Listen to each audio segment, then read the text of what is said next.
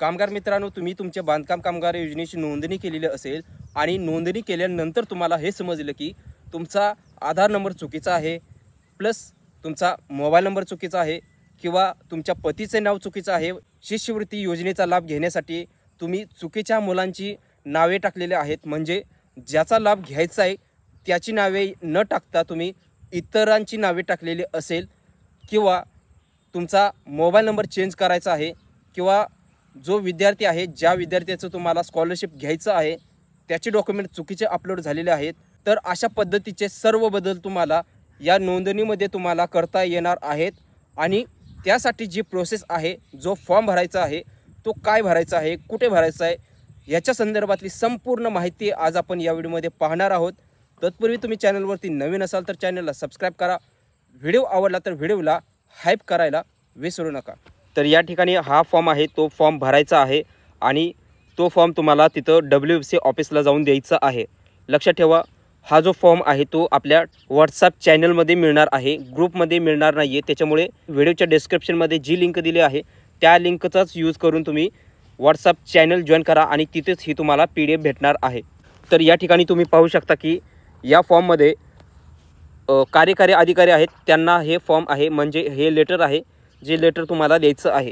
तर या ठिकाणी तुमचा जो जिल्हा आहे तो जिल्हा टाकायचा आहे। याच्यानंतर तुमचा विषय काय आहे, तर मूळ नोंदणी अर्जाच्या तपशीलमध्ये बदल किंवा दुरुस्ती करण्याबाबतचा हा तुमचा जो काय अर्ज आहे तो तुम्ही अर्ज देत आहात। आणि त्यासाठी तुम्ही विनंती करता किंवा करते की मी, म्हणजे तुमचं जे काय नाव आहे ते पूर्ण नाव टाकायचं आहे। महाराष्ट्र इमारत व इतर बांधकाम कामगार कल्याणकारी मंडळामध्ये बांधकाम कामगार म्हणून नोंदित आहे। माझा नोंदणी क्रमांक म्हणजेच या ठिकाणी रजिस्ट्रेशन नंबर आहे, तो रजिस्ट्रेशन नंबर किंवा नोंदणी क्रमांक आहे तो इथं टाकायचा आहे। त्यानंतर तुमचा आधार नंबर टाकायचा आहे। लक्षात ठेवा, या ठिकाणी तुमचा रजिस्ट्रेशन नंबर टाकायचा आहे। हा नंबर कुठे भेटेल, तर तुम्हाला स्टेटस आहे तो लॉग इन करावा लागेल। लॉग इन केल्यानंतर तुम्हाला तिथे भेटेल, प्लस तुमचं जर या ठिकाणी कामगार कार्ड असेल तर त्या कार्डवरती सुद्धा असतं। तर हा नोंदणी क्रमांक इथं टाकायचा आहे, आधार नंबर स्वतःचा टाकायचा आहे, म्हणजे कामगाराचा टाकायचा आहे। इथं मूळ कागदपत्रामध्ये किंवा अर्जामध्ये तुम्हाला खालील पद्धतीने बदल करायचे आहेत किंवा दुरुस्ती करायची आहे। आता जे बदल करायचे आहेत, जे दुरुस्ती करायचे आहेत ते व्यवस्थितपणे इथं टाकून घ्या, कारण एकदा जर इथं तुम्ही चूक केली तर पुन्हा बदल करण्यासाठी पुन्हा वापस तुम्हाला हा फॉर्म भरावा लागेल आणि पुन्हा ते तुमचा फॉर्म कधी अपडेट होईल ह्याची गॅरंटी कोणीही सांगू शकत नाही आहे, कारण अधिकारी भरपूर वेळा टाळाटाळ पण करत असतात, ही गोष्टसुद्धा नाकारता येत नाही आहे। त्याच्यामुळे हा फॉर्म भरताना एकदाच व्यवस्थित काळजीपूर्वक भरायचं आहे। तर या ठिकाणी पहिला तुम्ही असे बांधकाम कामगार असाल ज्याच्या पतीचे नाव चुकीचे आहे किंवा पत्नीचे नाव चुकीचे आहे किंवा पाल्याचे नाव चुकीचे आहे, तर या ठिकाणी तुम्हाला दुरुस्ती करायचं असेल तर पहिला हा जो कॉलम आहे तोच कॉलम तुम्हाला भरायचा आहे, त्याच्याशिवाय इतर कोणता कॉलम भरायचा नाही आहे। तर त्यानंतर इथं अर्जाचा तपशील म्हणजे काय, तुमचा अर्ज ॲक्टिव्ह आहे की नाही आहे हे टाका, पेंडिंग असेल तर पेंडिंग टाका किंवा रिजेक्ट असेल तर रिजेक्ट टाका, जे आहे ते टाकायचं आहे। लक्षात ठेवा, मूळ अर्जाचा तपशील म्हणजे काय, स्थिती काय आहे, ॲक्टिव्ह आहे, पेंडिंग आहे, रिजेक्ट आहे, जे आहे ते टाकायचं आहे। आता इथं साधारणतः ॲक्टिव्ह आहे तर तुम्ही हा फॉर्म भरायचा आहे आणि शक्यतो तुमचा ॲक्टिव्ह आहे की नाही आहे तपासा, आणि ॲक्टिव्ह असेल तर इथं ॲक्टिव्हच टाकायचं आहे।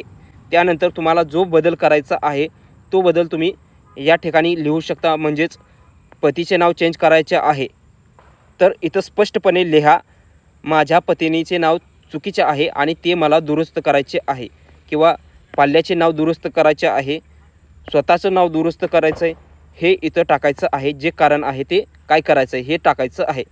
यानंतर स्वतःचं नाव, पत्नीचं नाव, पाल्याचं नाव हे बरोबर असेल पण आधार नंबर चुकीचा असेल तर या ठिकाणी आधार नंबर चुकीचा आहे आणि त्याच्यामध्ये मला बदल करायचा आहे हे इथं टाकायचं आहे।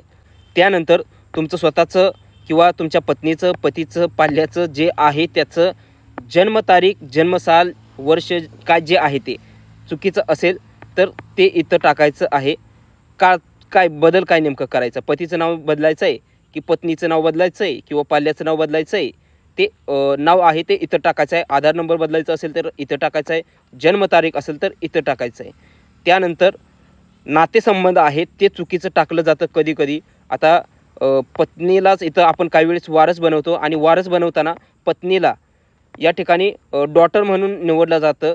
तर ही चूकसुद्धा काही वेळेस होते. CS सेंटरवाले किंवा एजंट लोक असतात, त्यांना डॉटर म्हणजे काय आणि वाईफ म्हणजे काय ह्याच्यातला फरकसुद्धा बेसिक फरक असतो, तो सुद्धा काही वेळेस समजत नाही आहे. किंवा नवीन नोंदणी करताना काही कामगार अशिक्षित असतात, त्याच्यामुळे या ठिकाणी अशा चुका होणे साहजिक गोष्ट आहे. पण हरकत नाही आहे, जर अशी चूक झाली तर काय नातेसंबंध आहे ज्याचा आपणाला या ठिकाणी ज्यासाठी फॉर्म भरायचा आहे, जो अपडेट करायचा आहे त्याचा, तर नातेसंबंध काय आहे तो टाकायचा आहे. तर आता लक्षात ठेवा, इथं पत्नीचं नाव चुकलेलं असेल तर पत्नी कोण आहे आणि तिचा तुमचा काय संबंध आहे हे टाकायचं आहे. म्हणजे पत्नी आहे हा संबंध आहे तर इथं टाकायचं आहे. तर याच्यानंतर हे झालं नातेसंबंधाचं, जे 4थ्या कॉलममध्ये टाकायचं आहे. सगळ्यात महत्त्वाची गोष्ट, भरपूर कामगार आहेत त्यांना कामगार नोंदणी केल्यानंतर त्यांचा मोबाईल नंबर कोणता आहे हेच माहीत नसतं. जर असं असेल किंवा तुमचा मोबाईल नंबर हरवलेला आहे, फोन हरवलेला आहे, त्याच्यावरती रिचार्ज नाही आहे, तो मोबाईल नंबर अस्तित्वात नाही आहे आणि अशा कारणास्तव या ठिकाणी इथं तुमचा मोबाईल नंबर दुरुस्ती करणे किंवा बदल करणे हा तपशील आहे तो इथं टाकायचा आहे. याच्यानंतर काही कामगार असे सुद्धा आहेत ज्यांना शिष्यवृत्तीचा क्लेम करायचा आहे आणि इथं त्यांना जे डॉक्युमेंट अपलोड करायचं आहे ते स्वतःच्या बँकेचं पासबुक अपलोड करायचं असतं. आणि भरपूर प्रमाणात एजंट लोकांनी किंवा स्वतःसुद्धा काय केलेलं आहे, स्वतःचं आधार कार्ड म्हणजे कामगाराचं आधार कार्ड अपलोड न करता इथं विद्यार्थ्याचं अपलोड केलेलं आहे. त्याच्यामुळे या ठिकाणी बँक पासबुक अपलोड करणे किंवा अपडेट करणे हे कारण आहे, ते इथं टाकायचं आहे. त्यानंतर आता एवढे मी 5 ते 6 बदल सांगितले, दुरुस्ती सांगितल्या, यापैकी तुमचं कोणतं नसेल तर या ठिकाणी इतर बदल आहे ते तुम्ही इथं टाकायचं आहे. स्टेटस आहे तो तुमचा तपशील जो आहे तो टाकायचा आहे. ॲक्टिव्ह आहे, पेंडिंग आहे, जे कारण आहे ते स्टेटस टाकायचं आहे. त्यानंतर इतर कोणतं कारण असेल तर ते इथं टाकायचं आहे. आणि यानंतर तुम्ही विनंती अर्ज करता की आपला विश्वासू म्हणजे जो कामगार आहे त्या कामगाराचं इथं या ठिकाणी सही करायची आहे. आणि या ठिकाणी तुमची सही झाल्यानंतर तुम्हाला अर्जदाराचं म्हणजे जो कामगार आहे त्याचं पूर्ण नाव टाकायचं आहे.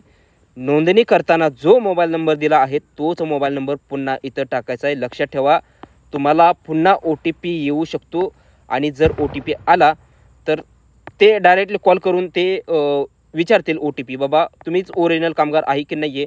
आता काही कामगार अधिकारी आहेत थोडंसं व्हेरिफिकेशन करण्याचा प्रयत्न करतात आणि ते त्यांच्या जागी योग्यच आहेत आणि अशीच जबाबदारी त्यांनी त्यांच्या कामाप्रती पाळावी हीच आशा आहे सर्वांनाच.